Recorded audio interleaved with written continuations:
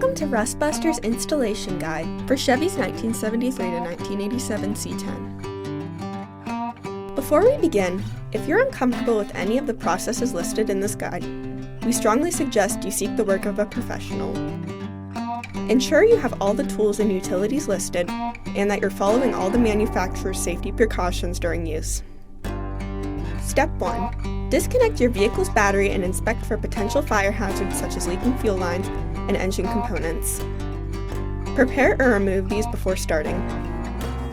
Finally, clear the work area of any safety hazards.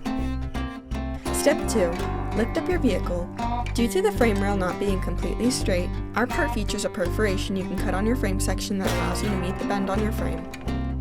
Slide your replacement center forward frame section onto the frame using the frame holes to help with the alignment. We recommend screwing in a bolt on the top and bottom of your frame section if you have any on hand. If not, C-clamp your part into place to ensure a tight fit. Step 3. Following proper welding procedures, tack weld your center forward frame section into place before welding it on fully.